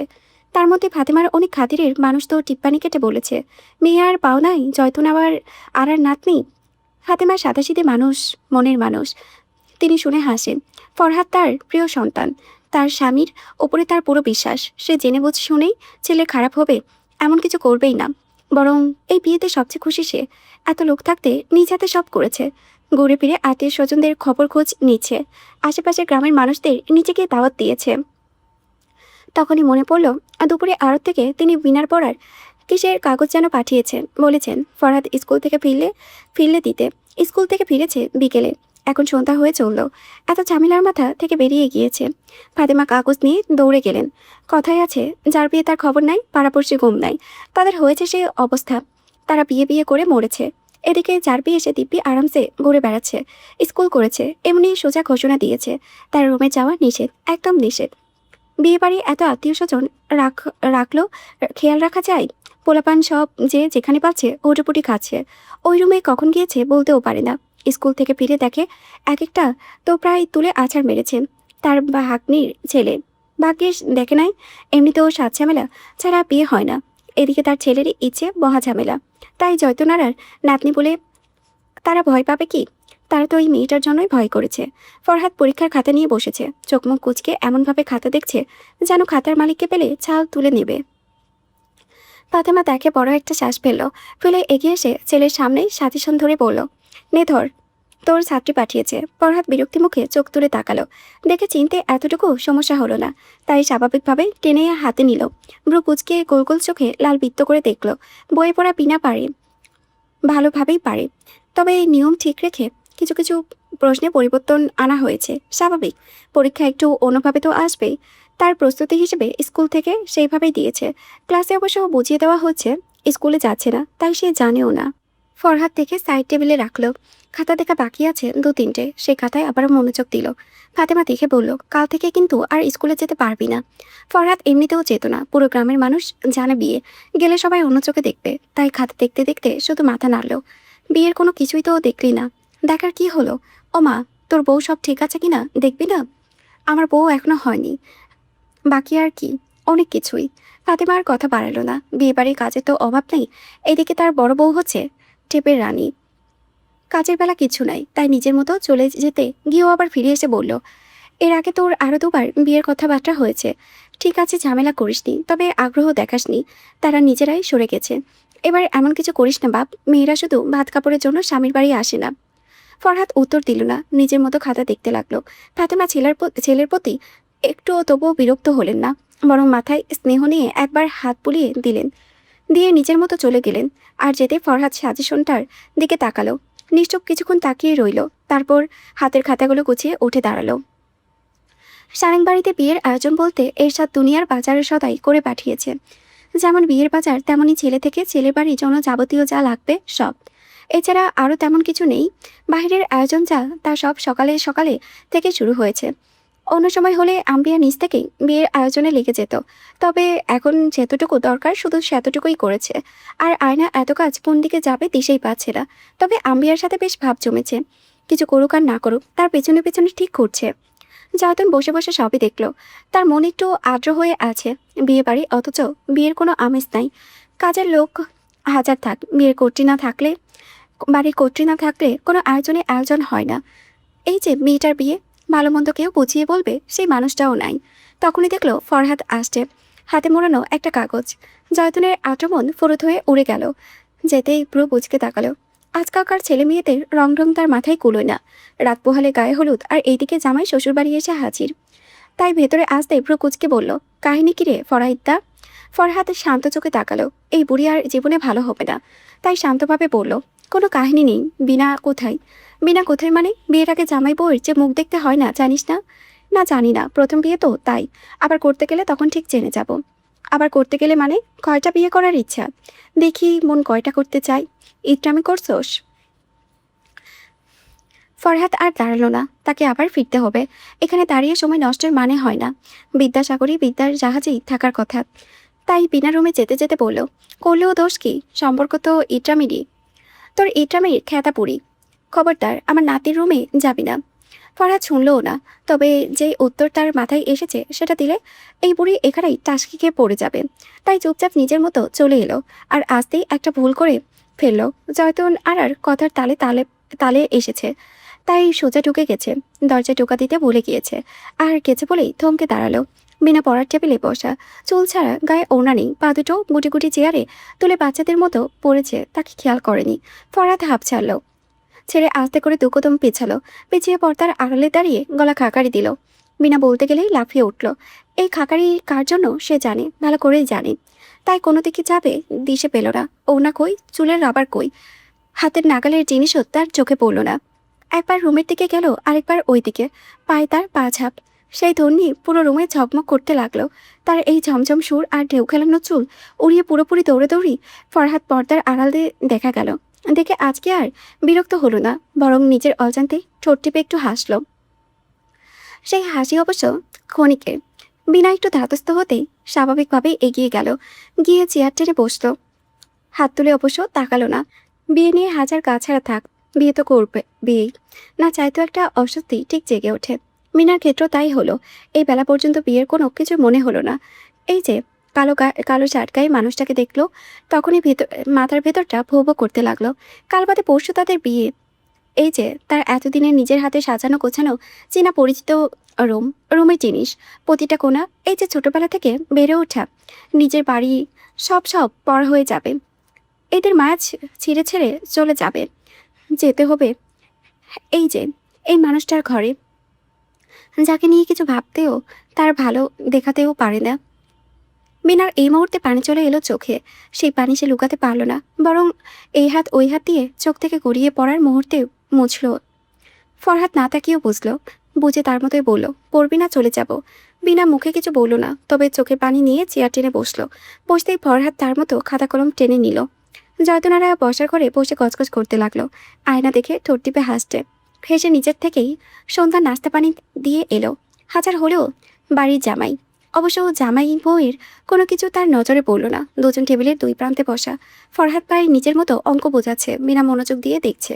তবুও আয়নায় দেখতে ভালো লাগলো। পর্দার আড়ালে বেশ কয়েকবার উকিও দিল, দিয়ে মনের আনন্দে টুকটাক কাজে লেগে গেল। সে আছে বলতে গেলে মহা আনন্দে। শয়তানটা তাকে আর জ্বালিয়ে মারছে না, এমনকি তাকেও দেখছে না। অবশ্য বিয়ে নিয়ে ঝামেলার কারণেও হতে পারে। তবুও এর যে আনন্দের আর কি হতে পারে। মনে হয় গলায় দড়ি দেওয়ার কথায় কাজে দিয়েছে। তখনই কালাম খবর নিয়ে এলো, এরশাদ ভাইয়ের ওপরে হামলা হয়েছে, তাকে হাসপাতালে নেওয়া হয়েছে। হামলা করেছেন চেয়ারম্যানের লোক। অন্ধকার হলেও তিনি নিজ চোখে দেখেছেন। এখন চেয়ারম্যানের নামে এরশাদ ভাই মামলা দিবে। আয়না বিনা বলতে গেলে চমকে উঠল, তবে জয়তুনের তেমন হাবভাব হলো না। শাহবাজ আগে বাড়িতে নেই, তবে জাফর আর ফরহাদ শোনা মাত্রই বেরিয়ে দৌড়ে গেল। তেমনি দৌড়ে গেল আব্দুল আজিজ, তবে হাসপাতালে না, বন্ধুর বাড়িতে। মামলা টামলা নির্বাচনের জন্য ভারী পড়বে। তাছাড়া সারেংবাড়ির সাথে একমাত্র তার জন্যই লাগতে গেছে। অবশ্য লোভে পড়েই গেছে, কেননা আজিজ বলেছে সারেংবাড়ির জায়গা দখল নিতে পারলে তার জায়গাও দিয়ে দেবে। আর সেগুলো নিতে পারলে ইটের ভাটায় কবজা করতে চেয়ারম্যানের বেগ পোহাতে হবে না। তাই অনায়াসেই রাজি হয়েছে। অবশ্য চেয়ারম্যান জানে না জমি তো শুধু বাহানা, সে তো সারেং বাড়িকে ধ্বংস করার জন্য নেমেছে, শুধু ভেতরে থেকে না, বাহিরে ডানে বামে ওপর নিচ সব জায়গা থেকে। অনেক আগে একবার এভাবেই নেমেছিল, তবে ভাগ্য জোরে বেঁচে গেছে, এবার আর বাঁচতে দেবে না। তাই সারেং বাড়ি সবার বাড়ির রক্ষা কবচ এরশাদকে ভাঙতে হবে। আর সেই ভাঙার চাপে দিয়েছে সারেং বাড়ির নয়া বউ আয়নামতি। আহা আয়নামতি, তুই তো তোর বাপের চেয়েও বেশি উপকারে আসলি রে। এরশাদটা ফিরল মধ্যরাতে, মাথায় ব্যান্ডেজ নিয়ে। তার মাথায় ব্যান্ডেজ থাকলেও আজ শাহবাজের হাতে প্লাস্টার নেই। খোলার ডেট আরও পরে, তবে ধৈর্য আর কোলাই না। তাই খবর শুনে হাসপাতালে যখন গিয়েছে, এক কাজে দু কাজ করেছে। এদিকে ভাইয়ের মাথায় পেঁচিয়েছে, আরেকদিকে তার হাতটা খুলে গেছে থানায়। চেয়ারম্যানের মানুষ, শুধু মামলায় কি আর হবে। ওই ওসির পকেটে একটু মাল পানি ঢুকেছে। যাক বাবা, একদিক ঠান্ডা, এত ঝামেলা আর ভালো লাগছে না। সেই খুশিতে হেলে ঢুলে নিজের রুমে চলে এলো। এসে দেখলো পুরো রুমে আলো করে আয়নামতি শুয়ে আছে। তার ভয় তো আর এখন দরজায় খিল দেয় না, তবে বাতিও নেভায় না। এত আলোতে ঘুমায় কি করে কে জানে। তবে ঘুমায় খাটের একেবারেই শেষ প্রান্তে গিয়ে। এক কাতেই রাত শেষ, কোনো নড়াচড়া নেই। শাহবাজ দরজায় খিল দিয়ে বাতি নিভিয়ে দিল, দিয়ে এগিয়ে জানালা খুলে দিল। আজ আকাশে চাঁদও নেই, মেঘও নেই, তবে মৃদু একটা আলো পড়েছে, পুরো রুম ছড়িয়ে গিয়েছে। সেই আলোতেই শাহবাজ একধানে ঘুমন্ত আয়নার মুখের দিকে কিছুক্ষণ তাকিয়ে রইল। নিজেকে কোনো কিছুর জন্য শাসালো। সে এক পাগল, তার পাগলে জুড়েছে আরেক পাগল। সত্যি সত্যি কানে চলে গিয়েছে আরেক সমস্যা। তাই চুপচাপ সাইডে শুয়ে পড়ল। শুলেই বুঝি ঘুম আসে। এই যে খাটের কোণে মানুষটা চুম্বকের মতো টানতে লাগলো। চোখ বুঝে দাঁত চেপে অনেকক্ষণ পড়ে রইল। তারপর ফট করে চোখ খুলে দাঁত চিপিয়ে বলল, শালার ঘরের ফ্যানে রাখবো না, বলে এগিয়ে এক ঝটকায় আয়নাকে ঘুরিয়ে নিজের কাছে নিয়ে নিল। আয়নার ঘুম পাতলা, তার মধ্যে থাকে আতঙ্কে। এক ঝাঁকিতেই তার ঘুম ছুটে গেল, আর ছুটতেই পুরো শরীর শীতল স্রোত বয়ে গেল। না, আজকে আর শক্তিমূর্তি হওয়ার সুযোগ পেল না পেল মাগো বলে চিৎকার দিতে, বরং কেঁপে উঠল। এই কেঁপে ওঠা শুধু শরীরে না, মনে মস্তিষ্ক, অন্য কোনো অচেনা জগতের। আর এই জগতের বেপরোয়া এক ঢেউয়ের আয়নায় লজ্জায় কুকড়ে গেল। সকালে উঠে সাবিহা প্রতিদিনের মতো উঠোনে ছাড়লো, খোয়ার খুললো, মোরগ মুরগিকে চাল ছিটিয়ে বাসি কাপড়গুলো উঠানে মেলালো। তখনই দেখলো এরশাদ ভাই আসছে, মাথায় ব্যান্ডেজ। হামলার কথা ইমরানের কাছ থেকে রাতে শুনে পৃথিলাকে বলল। পৃথিলা সবই শান্তভাবে বলল, এটা সানিং বাড়ির মানুষেরাই জানে, জমি নিয়ে ঝামেলা। তার মধ্যে সেই দিন গন্ডগোল হয়েছে, ব্যাস এক কোপে দুই মাথা ফেলেছে। সাবিহা তখন হা হয়ে বলেছে, মানে আবার কি? বর্ষন্তায় কি হামলা করতে যাবে? তাও আবার এমন মানুষদের, তাও পুরো গ্রাম জানে তাদের মধ্যে গন্ডগোল হয়েছে। গাধাও আসবে না এখন হামলা করতে। আর আমার চেয়ে সারেং বাড়ির মানুষদের তুই ভালো চালিস। এরা মাথার বদলে মাথা নাই। থানা পুলিশের ধারে ধারে নাকি? এই থানা পুলিশ পর্যন্ত যাওয়ার জন্যই এই হামলা। এখন চেয়ারম্যানের মানুষ নিজের সম্মান বাঁচাতে মামলা নিয়ে উঠে পড়ে লাগবে, আর জায়গায় কথা চুপচাপ হজম হয়ে যাবে। সাবিহা আর কিছু বলল না, এত প্যাচ কি আর তার মাথায় ধরে? তাই স্বাভাবিকভাবেই দাঁড়ালো। পৃথিলা এখনও ঘুম থেকে ওঠেনি। মেয়েটার খাওয়া ঘুম সব অনিয়মিত হচ্ছে। সাবিহা ভেবেছিল এসে সোজা পৃথিলার কাছে জিজ্ঞেস করবে, তবে তাকে অবাক করে সামনে দাঁড়িয়ে শান্তভাবে বলল, বিনা কাছে তুই কি একটু যাবি? সাবিহা, ও তোকে খুব পছন্দ করে। মা চাচির মতো কেউ নেই যে একটু বুঝিয়ে মাথায় হাত রাখবে। সাবিহা বড় একটা শ্বাস পেল। সারেং বাড়িতে বিয়ের আয়োজন ভালোভাবে শুরু হয়েছে। এই যে সূর্য উঠতে না উঠতেই ভ্যানের লাইন লেগে গেছে। জয়তনারা কালকেই খবর পাঠিয়েছে, তার যেতে ইচ্ছে করেনি, তবে আজ আর নিষেধ করলো না, বরং হালকা হাসলো, হেসে বলল, আমি যাব। এরশাদ নিজেও হাসলো, হেসে জানালার দিকে এক পলক তাকিয়ে বলল, আমি জানি সে যাবে না, তবুও ইচ্ছে হলে নিয়ে যেও। আর যদি না যাই, রুম থেকে বের হওয়ার দরকার নেই, যে কেউ আসুক, একদম দরকার নেই। আয়নার ঘুম ভাঙলো প্রচণ্ড গরমে। রাত দিন টানা বৃষ্টি গেছে। গতকাল বৃষ্টি না থাকলেও সূর্য তার তেজ তেমন ভাবে তোলেনি। তবে আজ সারেং বাড়ির বিয়ের আয়োজনের মতো রোদ যেন পাল্লা দিয়ে ঠিক ঝিলমিল করেছে। সেই ঝিলমিল আলোয় জানালার গায়ে গলিয়ে আয়নার রুমে লুটোপুটি খাচ্ছে। সেই লুটোপুটিতে আলো ছায়া খেলা রুম জুড়ে বিরাজ করেছে নিঃছন্দে। সেই ছন্দের সাথে রুম জুড়ে চিমটি কাটার মতো উষ্ণ গরমের ছোঁয়া। সেই ছোঁয়া কোমল নরম করতে ফ্যান চলার কথা, চললে সকালে বেলাতেই এত গরম লাগার কথা না। তাই আয়না হাঁসফাঁস করতে করতে চোখ খুলতেই চোখ মুখে শরীর সব বরফের মতো জমাট বেঁধে গেল। গত রাতে এই জমাট ব্যথার সুযোগ না পেলেও এখন ঠিক জমাট বেঁধে সোজা হয়ে গেল। দৃষ্টি সোজা উপরে, ফ্যানের জায়গায় ফ্যান নেই, না থাক সেটা বড় কথা না। বড় কথা শয়তানটা তার পাশে তার মতোই শুয়ে আছে, সোজা স্বাভাবিকভাবে। দেখতে সতেজ লাগছে, গোসল টোসল করেছে মনে হয়। গায়ে সাদা গেঞ্জি, প্যান্ট, চুলগুলো আধ ভেজা, ঠিক মনে হয় মোছেও নি। কিছুটা জমাট বেঁধে আছে। অবশ্য কখনো চিরুনি লাগায় কিনা সন্দেহ। তবে বিয়ে বাড়ি দুনিয়ার কাজ, হয়তো বেরোবে, তাই সাত সকালে বাবু সেজেছে। তো বেরিয়ে যা, বউ দরকার, বউ পেয়েছিস আবার কি। আয়না যেমন ছিল সেইভাবে শুয়ে রইল। তাকে দেখতে লাগছে মৃত মানুষের মতো, গায়ে একটা কাঁথা পেঁচানো, সোজা লম্বা শুয়ে আছে। এই খাতা সে গায়ে দেয়নি, এমনকি কাপড়ও না। অথচ এই খাতার নিচে দিব্যি 11 হাত কাপড় ছাড়া বাকি সবই আছে। তবে ব্লাউজের বোতাম মনে হয় উপরে নিচ হয়েছে। তার নিঃশ্বাস ফেলতে কিছুটা কষ্ট হচ্ছে। তাছাড়া কি হয়েছে, কখন কিভাবে ঘুমিয়েছে সে ভাবতে পারছে না। মাথায় কেমন যেন জট পাকিয়ে আছে, মনে হচ্ছে সে স্বপ্ন দেখেছে। এই যে দেখেই মাত্র ঘুম ভাঙলো। তবে সে জানে কিছু স্বপ্ন না, সব সত্য, একেবারে সত্য। এই যে তার পাশে শুয়ে আছে এই শয়তানটার মতোই সত্য। আয়না চোখ বন্ধ করে ফেলল। বেলা বেশি হয়নি। তবে বাইরে মানুষের শোরগোল শোনা যাচ্ছে। তার নিজেরও ওঠা দরকার। বিনা কাল কেঁদেছে, অনেক রাত পর্যন্ত পুপিয়ে পুপিয়ে কেঁদেছে। তার এত খারাপ লাগলো, এমন একটা রাত তার জীবনেও গেছে। তাই মাথায় হাত বুলিয়ে দিয়েছে, কাঁদতে কাঁদতে ক্লান্ত ছিল, তাই ঘুমিয়েও গেছে অনায়াসে। বিনার ঘুমের পরেই সে এসে ঘুমিয়েছে। মাত্র চোখটা লেগেছিল, তারপরেই এক ঝটকা, যে ঝটকায় আয়না ভেঙে চুরে নিস্তব্ধ। তাই ওঠার কোনো রকম ইচ্ছে বা আগ্রহ আয়নার মাঝে দেখা গেল না। যেমন আছে সেভাবেই শুয়ে রইল, গায়ের উপরে পেঁচানো ক্যাথা। সে খাতার নিচে গরমে ঘেমে নিয়ে এক গোসল তার এমনিতেই হয়ে গেছে। শাহবাজ ঘাড়ের নিচে দু হাতে দিয়ে একটু নড়েচড়ে আরাম করে শুলো। মিষ্টি আদরে কথা তার আসে না, তাই তার মতোই বলল, কাজ আছে আমার, নিচে যাব। আয়না উত্তর দিল না, রাগ জেদ কিছুই তার হচ্ছে না। এ তো হওয়ারই ছিল, বরং আরও আগে হলেও সে অবাক হতো না। তবে কোথাও জমাট বাঁধা একটু কষ্ট, সেই কষ্টের ওজন আয়না অনুমান করতে পারে না। তাই নিজের অজান্তেই চোখের কোণে বেয়ে পানি গড়িয়ে পড়ল। তখনই শাহবাজ আয়নার মুখের দিকে ফিরে তাকালো, তাকিয়ে কাত হয়ে শুলো। পাশাপাশি শুয়ে কাত হতেই একদম কাছাকাছি হয়ে গেল। শাহবাজের দৃষ্টি সেই চোখের কোণা পেয়ে গড়িয়ে পড়া চকচকে পানির দিকে।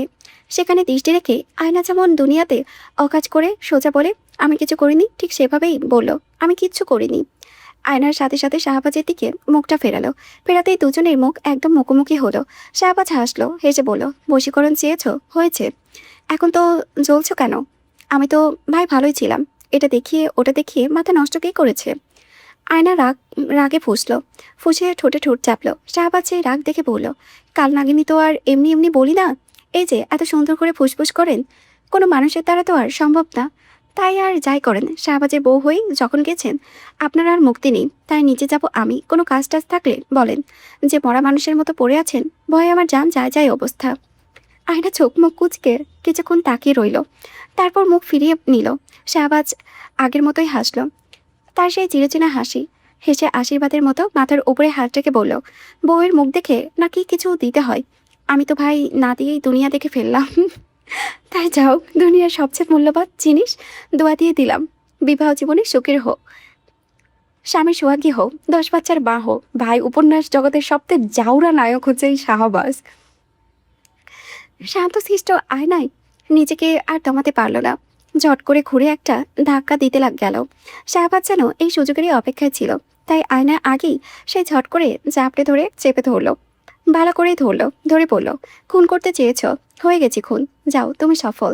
আয়না ঝরঝর করে কেঁদে ফেলল। শাহবাজ আয়নায় গড়িয়ে পড়া চোখের পানিতে ঠোঁট ছুঁয়ে বলল, এই কান্না তোমার সারা জীবনের হোক। শয়তান আপনি, জানি তো, ঘৃণা করি আমি আপনাদের, আমিও করি। ঘৃণা করে আবার জাপটে ধরে আছেন কেন? ঘৃণার সাথে জড়িয়ে ধরার সম্পর্ক কি? আয়না উত্তর দিল না, ঠেলে সরাতে চাইল। শাহবাজ আরও আটসাট হয়ে ধরতে ধরতে বলল, ঘৃণা নিয়ে গায়ে আগুন দিয়ে বিয়ে করতে পারেন, আমি কিছু করলে দোষ?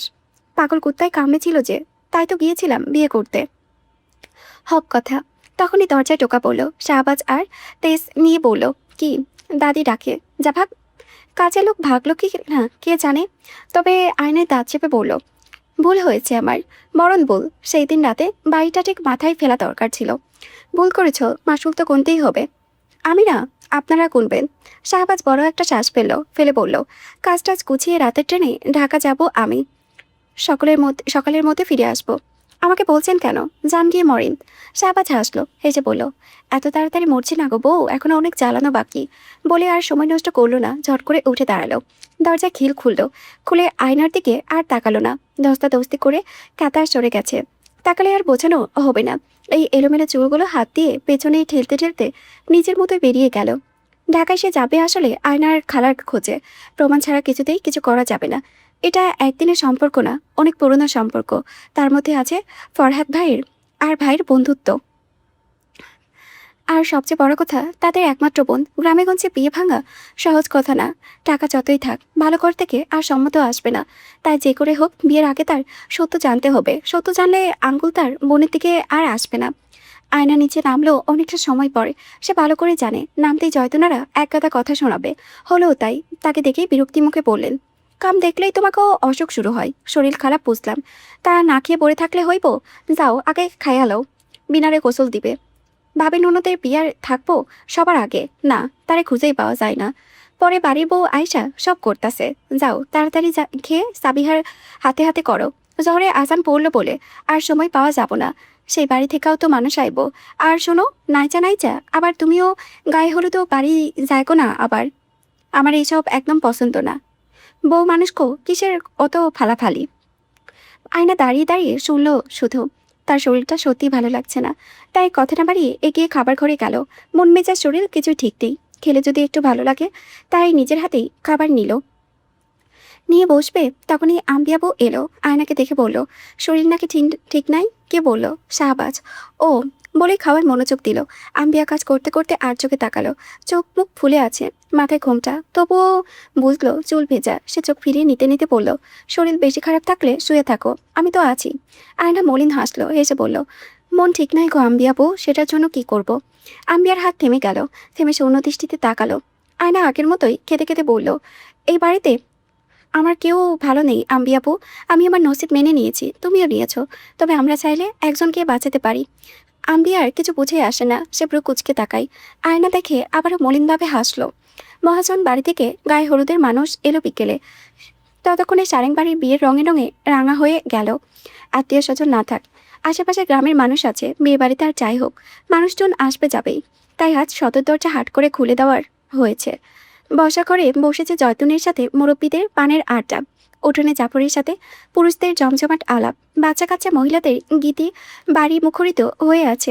আর এত কিছুর মাঝে মিনা বসে আছে মুখ কালো করে। গায়ে তার পাকা হলুদ রঙের হলুদের শাড়ি, কাঁচা ফুলের গহনা, হাতে মেহেদি।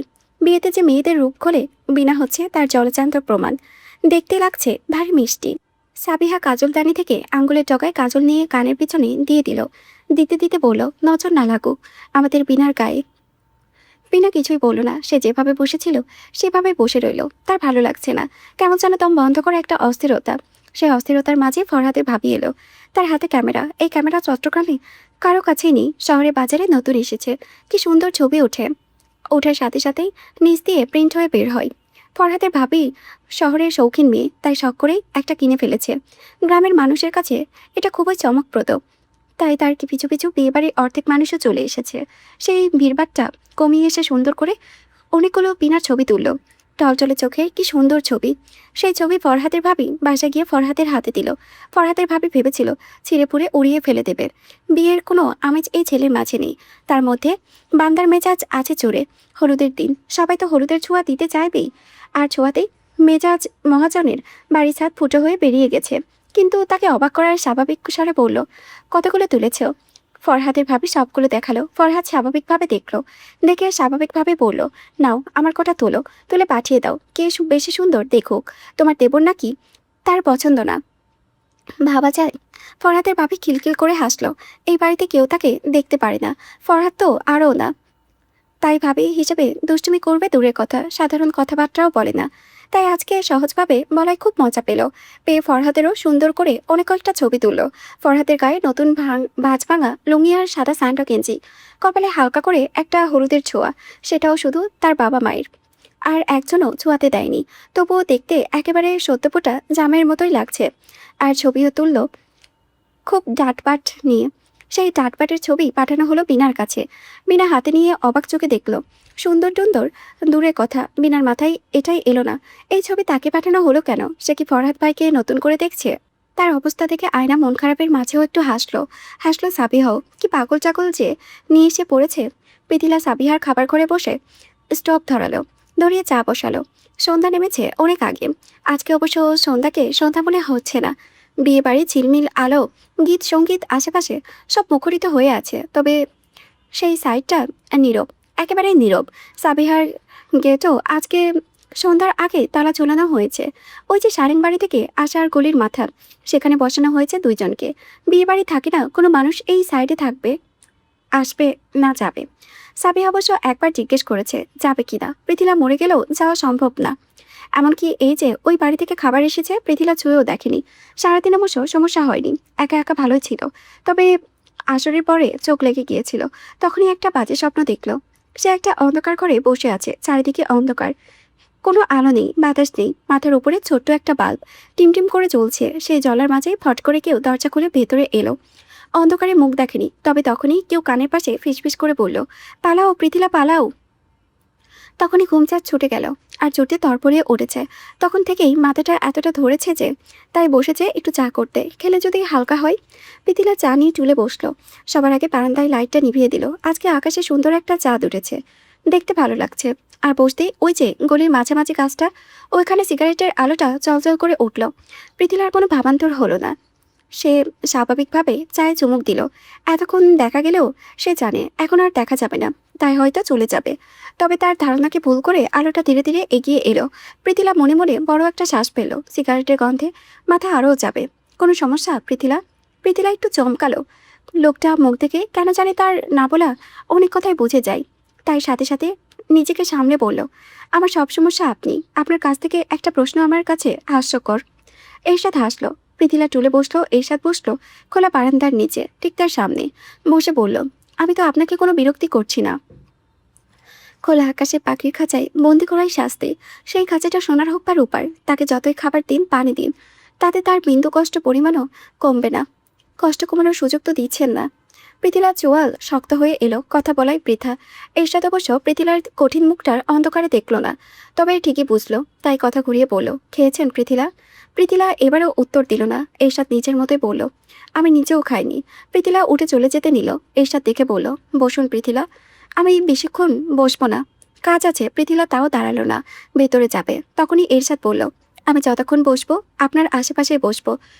এখন আপনার ইচ্ছে, সেটা ভেতরে না বাহিরে, একদম আপনার মুখটা না দেখলেও আমার অস্থির লাগে। পৃথিলা এরশাদের কথা শুনলও না, বরং ধরম করে দরজা লাগিয়ে দিল। এরশাদ আগের মতোই হাসলো। এই মেয়েটার কলিজায় কোনো কিছুতেই কাঁপে না, এরশাদের হুমকি ধমকিতে তো আরও না। তাই উঠে গিয়ে জানালার পাশে পা ছড়িয়ে বসলো। সে ভালো করে জানে পৃথিলা এখানেই বসবে, তাই বসে বলল, আপনি সেই দিন জানতে চাইলেন না আপনার প্রতি আমার এত দয়া কেন? কেন জানেন, আজ পর্যন্ত কোনো মেয়ে আমাকে টানতে পারেনি, তবে পৃথিলা নামের মায়াবী, শান্ত, ভয়ঙ্কর, কঠিন মনের একটা মেয়ে টেনেছে। কারণ কি জানেন? একমাত্র এই মেয়েটা প্রথমবার দেখার পর থেকে একবারও আমার মুখের এই বাম পাশে তাকায়নি, তাকিয়েছে চোখে, আর চোখে চোখ রেখে কথা বলেছে। না ভয় না ঘৃণা, বাকি সবাই আগে আমার এই ভয়ঙ্কর মুখটা দেখে, ভয়ে আতঙ্কে গলা শুকায়, তারপরে কথা বলে। একমাত্র আপনি আমার ভয়ঙ্কর মুখটা কখনো ঘৃণার চোখে দেখেননি। এই যে এত কিছু করেছি, কখনো দেখেছেন না। রাগ ঘৃণা যা করার এরশাদকে করেছেন, তবে একবারও এই ভয়ঙ্কর মুখটাকে করেননি। পৃথিলা জানালার পাশ থেকে সবে শুনল। সাধারণ কাঠের দুপল্লা, কাজ কেসে বললে রুম থেকে সবই শোনা যায়। তাই সেও শান্তভাবেই বলল, আপনি কি জানেন আপনি মানসিকভাবে অসুস্থ একটা মানুষ? অবশ্য এতে আপনার দোষ নেই। পুরো পরিবারকে চোখের সামনে নির্মমভাবে মরতে দেখা সহজ কথা না। তার মধ্যে নিজের মুখে সৌন্দর্য হারানো, একদিকে পরিবারের মানুষদের হারানোর ক্ষোভ, আরেকদিকে নিজের জন্য মানুষের চোখে ভয়, আতঙ্ক। এই অবস্থায় অনেকে বেঁচে থাকতে পারে না। আপনি আছেন, ভালোভাবেই আছেন। এমনকি এই ভয় আপনি উপভোগ করেন। এটা কোনো সুস্থ মানুষের মস্তিষ্কের কাজ না। আর এমন মানুষদের সমস্যা কি জানেন? তারা যে কোনো একটা জিনিসের প্রতি আকৃষ্ট হয়, ব্যাস সেখানেই আটকে যায়। যেমন আপনি গেছেন, এখন ডানে বামে আশেপাশে কিছু দেখছেন না, তাই প্লিজ টাকা পয়সার অভাব আপনাদের নেই, ঢাকায় ভালো একটা ডক্টর দেখান, আর আমাকে আমার মতো থাকতে দিন। অনুরোধ করে বলছি, আমাকে যেতে দিন। এর সাথেই অনুরোধের উত্তর দিল না, আগের মতো কিছুক্ষণ চুপচাপ বসে রইল। তারপর আবারও আগের মতোই বলল, আমাকে বিয়ে করেন পৃথিলা, কথা দিচ্ছি। রাগাবো না, বিরক্তি করবো না, কষ্টও দেব না। এমনকি আপনার অনুমতির ছাড়া আপনাকে স্পর্শও করব না। আপনার যা খুশি তাই করেন, শুধু আমার হয়ে একসাথে নিচে থাকবেন, আমার পাশাপাশি শোবেন। যখন বসে বসে যছনা দেখবেন, রাস্তায় হাঁটবেন, বৃষ্টি ভিজবেন, শুধু একটু আমার পাশে রাখবেন পৃথিলা। পৃথিলা কোনো শব্দ করল না, স্তব্ধ হয়ে বসে রইল। অবশ্য স্তব্ধ হওয়ারই কথা, তার জায়গায় অন্য কোনো মেয়ে থাকলেও হতো। তবে সমস্যা হলো, তার বলা একটা শব্দ এই লোকটা কানে নেয়নি। সে শুধুই তার নিজের মনের কথা শুনেছে। সামনের জনের না কিছু দেখছে না, না কিছু বুঝতে চাইছে। তাই তার মন আবারও বলল, এই মানুষটা অসুস্থ, ভয়ঙ্করভাবে অসুস্থ। কোনো সুস্থ মানুষের চিন্তা এমন হতে পারে না, না এমন একটা জায়গায় আটকে যেতে পারে। আয়নার খালার নাম কুলসুম। বয়সে আয়নার মায়ের চেয়ে এই বছর দুই এক বড়। অভাবের তাড়নায় শহরমুখী হয়েছিলেন। অভাব কিছুটা কমেছে, তবে আর গ্রামে ফেরা হয়নি। ঝুপড়ি এলাকায় দুই দুই রুমে টিনের ঘর নিয়ে ভাড়া থাকেন। সকাল থেকে সন্ধ্যা পর্যন্ত গার্মেন্টসে কাজ করেন। সন্ধ্যায় ক্লান্ত শরীরে আর ডানে বামে চোখ দেখায় না। কোনো রকমে কয়টা পেটে দানা ফেলেই বিছানায় শরীর এড়িয়ে দেন। সেই দেওয়াই একেবারে সকালে, তবে আজ তার ঘুম ভাঙল রাতের মাঝামাঝি প্রহরে। কেউ দুপুরলার কাঠের দরজায় টোকা দিচ্ছে। কুলসুম কিছুটা ধরপড়িয়ে উঠল। তার স্বামী এক কারখানার দারোয়ানের চাকরিতে আছে। আজ নাইট ডিউটি। তার নাইট ডিউটি থাকলে কুলসুম কিছুটা ভয়ে ভয়ে থাকে। ভয়ে থাকার অবশ্য কারণ আছে। ঘরে তার শিয়ানা দুটো মেয়ে। ঝুপড়ি এলাকা। দিন যেমন তেমন, রাত নামলেই চরিত্র পাল্টাতে থাকে। তার মধ্যে চেহারা কাটিং ভালো। ভালোর দিকে নজর আগে পড়ে। মাঝখানে আগে তাদের দুবারই পরে একটা মেয়ে ঘর থেকে তুলে নিয়ে গেছে। তাই রাত দিন সেও খুব আতঙ্কে থাকে। তখনই আবার দরজায় টোকা পড়ল। যারা তুলে নিতে আসে তারা দরজায় টোকা দেয় না, লাথি বসায়। তাই নিজেকে সামলে পড়ল, কেরা? ওপাশ থেকে তার ভাসুরের ছেলে বলল, চাচি আমি রমিজ। কুলসুম হাফ ছেড়ে বাঁচলো মনে মনে কিছুটা বিরক্তি হলো। শহরে থাকার এই জ্বালা, গ্রাম থেকে কেউ এলেই রাত নাই দিন নাই বাড়িতে উঠে আসে। অবশ্য বলতে গেলে রামেজ প্রায়ই আসে। গ্রামের এটা সেটা গাছের ফল, খোয়ারের মুরগি, পিঠা, চিড়া দু হাতে ভরে নিয়ে আসে। কেন আসে সে জানে, জেনেও লাই দেয়। একটা মেয়ে ঘাট থেকে নামলেও তো তার বোঝাই কমে। তবে সবসময় আসে না, দিনে দুপুরে। আজকে এমন রাত পেরিতে কেন? কোনো বিপদ হয় নাই তো? বলে কিছুটা তাড়াতাড়ি উঠল। বাতি জ্বালিয়ে দরজা খুলতেই ভ্রু কুচকে গেল। রামিজ একা না, বরং তার সাথে আরও দু তিনজন। দরজা খুলে দাঁড়িয়ে আছে। তাদের মধ্যে থেকে একজন ঘাড় কাত করে দুটো ছড়িয়ে হেসে বলল, আসসালামু আলাইকুম খালা শাশুড়ি। আমি সারেংবাড়ির ছোট নাতি আর আপনার প্রিয় ভাগ্নি আয়নার স্বামী। কুলসুম ঢোক গিলল। আয়নার ব্যাপারে সে সবই জানে। এই রমিজের মাধ্যমেই সব খবরাখবর নাই। তবে তার আর ক্ষমতা কত দূর, টেনে টুনে চলা সংসার। তবুও সারেংবাড়ির বউ হতে হতে দিতে চায়নি। যখন শুনেছে আয়না পালিয়েছে, তার কাছে এসেছে, খুবই খুশি হয়েছিল। দৌড়ে স্টেশনে গিয়েছিল। এক সকাল থেকে আরেক সকালে স্টেশনে বসেছিল। আয়না আসেনি। তখনই বুঝেছে কোনো অঘটন ঘটেছে। ছুটে গিয়েছিল মিঠা পুকুর। ততক্ষণে চা হওয়ার হয়ে গেছে। আয়না সারেংবাড়ির বউ, আর সেই বাড়ির বউকে টেনে বের করার ক্ষমতা কি আর তার আছে? শাহবাজ তার চালাপালাদের নিয়ে ভেতরে এলো স্বাভাবিকভাবে। ছোট টিনের ঘর, মালামালে ঠাসাঠাসি। তাদের তিন চারজনই ঘরে ভরে গিয়েছে। সে ঘরের দরজায় কোণে কুলসুম ঠায় দাঁড়িয়ে আছে।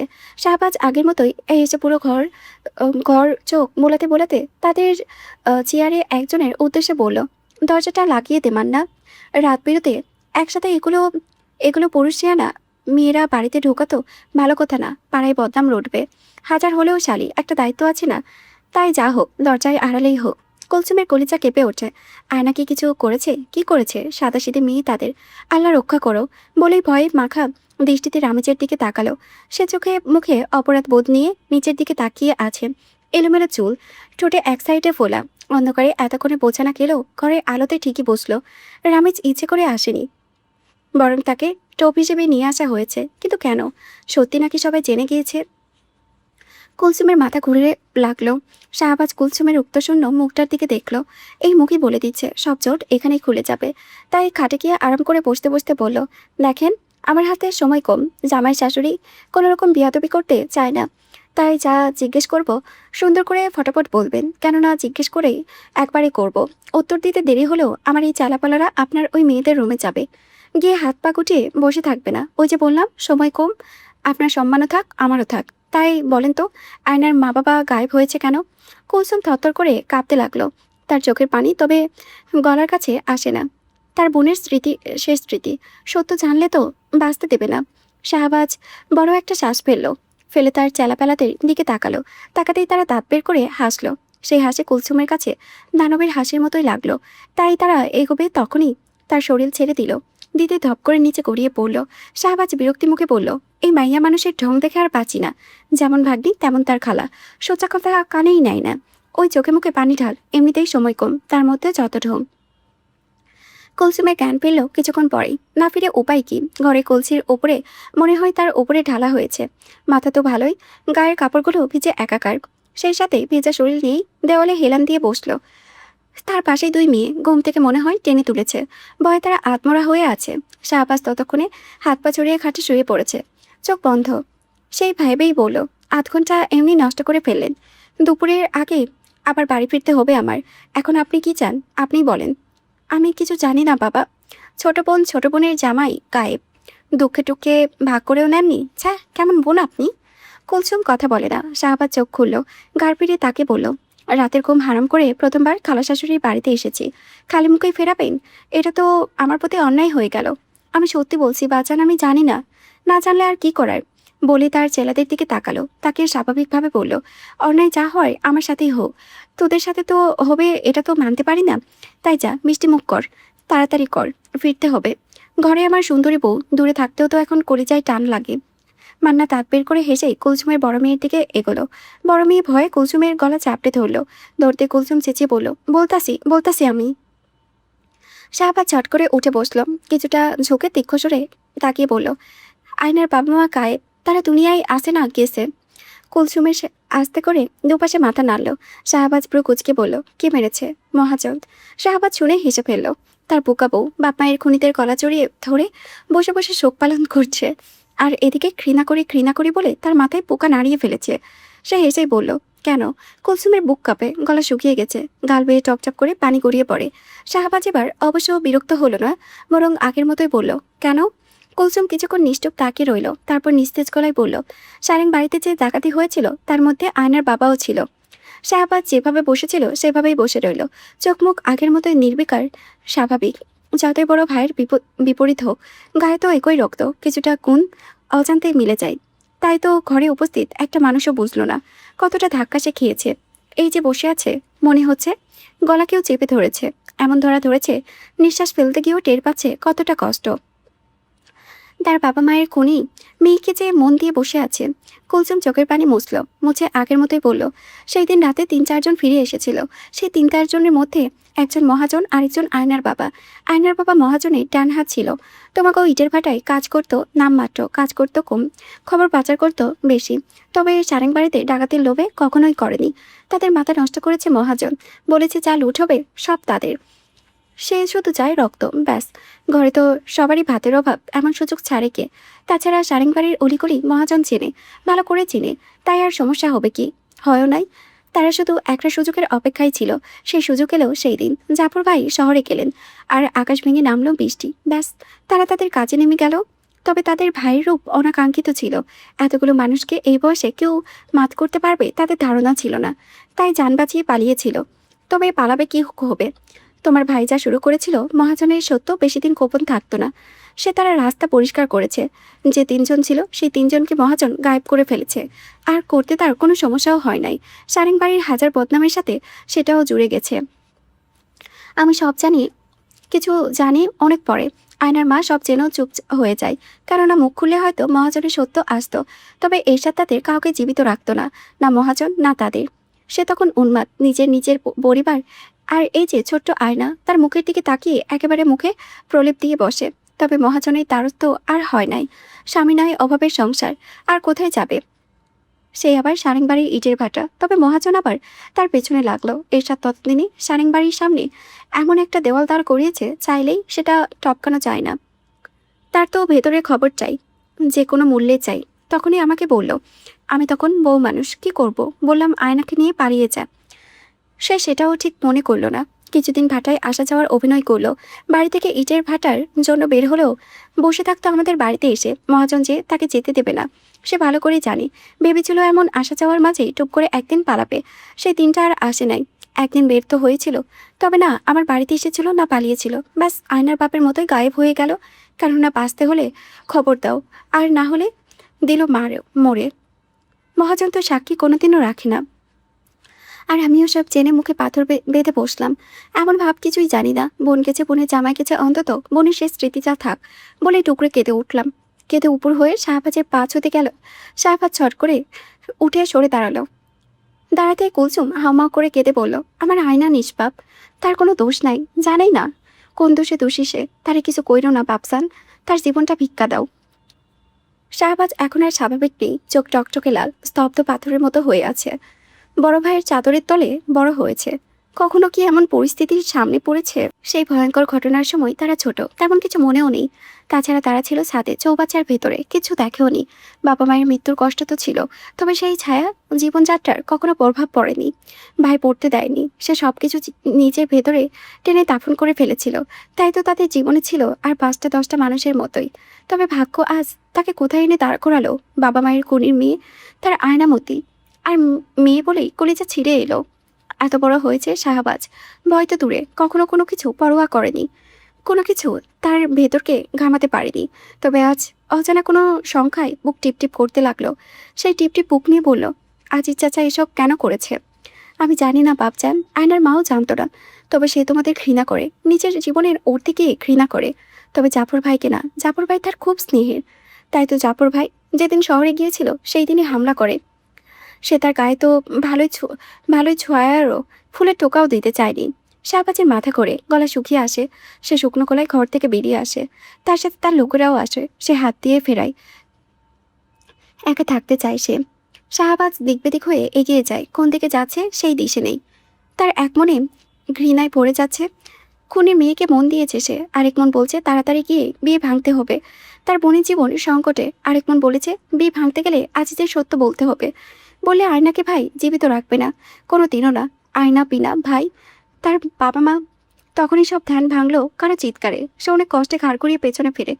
মান্না দৌড়ে আসতেই কিছু বলেছে কি সে বুঝতে পারে না। তখনই একজোটে চোখ ধাঁধানো আলো, সেটা সরে ট্রাকে এগিয়ে এসেছে। বোঝার আগে এক ধাক্কায় শাহবাজ উল্টে পড়লো। পড়তে পড়তে রক্তের চারিদিকে ভাসতে ভাসতেই তার কথাটা কানে বাজলো, আমাকে বলছেন কেন? মরেন গিয়ে। শাহবাজ হাসলো, তার সেই চিরচেনা হাসি। হেসে বলল, দোয়া কবুল হোক আয়নামতি। ঠাস করে আয়নার হাত থেকে সব গড়িয়ে পড়ল। আয়না হতভম্ব।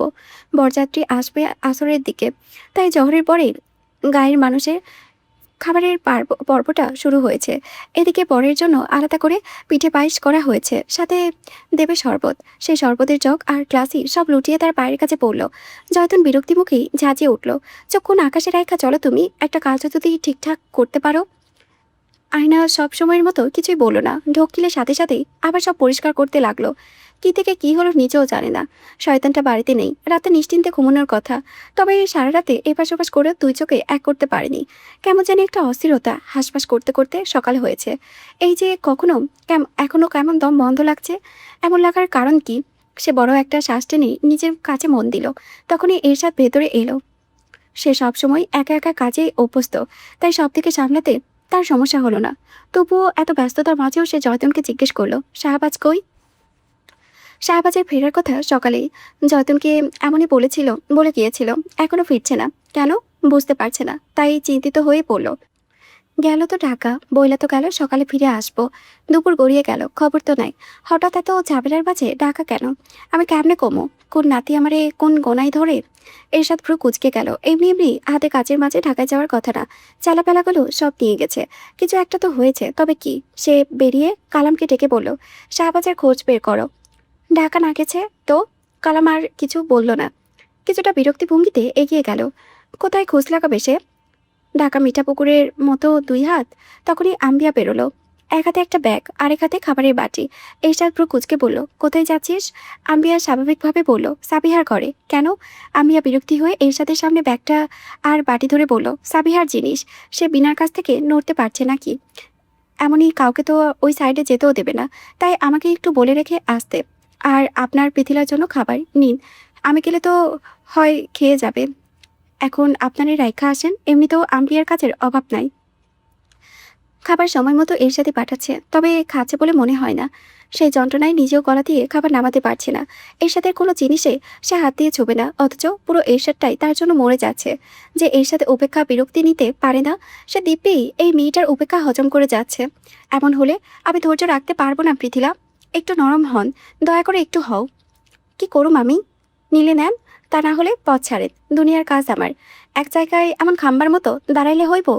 এইসা ঠোঁটের ভাঁজে সিগারেট রাখলো, রাখতে রাখতে বলল, যা তবে 5 মিনিটের বেশি না। রাখবি আর আসবি। কেন, খাইয়া ফেলবো? তোদের বিশ্বাস নাই বলেই পাহারায় থাকা দুজনকে ইশারা দিল। দিতেই আম্বিয়ার এক নজর এরশাদের দিকে তাকালো। চুল আগের মতো বড় না হলেও অনেকটা হয়েছে। শাহবাজ এলোমেলো, তবে এরশাদ ভাই সবসময় গোছানো মার্জিত। এই যে এত কাজের মাঝেও গায়ে গোছানো শার্ট প্যান্ট, চওড়া বুকটা টান টান করে দাঁড়িয়ে আছে। বুকের বাপাশে যদি আড়াল করা হয় তবে কোনো মেয়ে অনায়াসে ফিদা হয়ে যাবে। তবে এই সৌন্দর্যের আগে সবাই মুখের বাপাসটাই দেখে। সেও দেখতো ওই ভয়ঙ্কর রাতের পরে সে নিজেও অনেক দিন ধরে ধারে কাছেও ঘেঁষে নাই, পরে আস্তে আস্তে সরে গিয়েছে। এতই গেছে যে এখন না দেখলেও অস্থির লাগে। সে অস্থিরই এখন তার জীবনে বড় কাল। আমিয়া মনে মনে একটা শ্বাস ফেলে চোখ ফিরিয়ে নিল, নিয়ে আর দাঁড়ালো না, ধীরে ধীরে সাবিহাদের ঘরের দিকে গেল।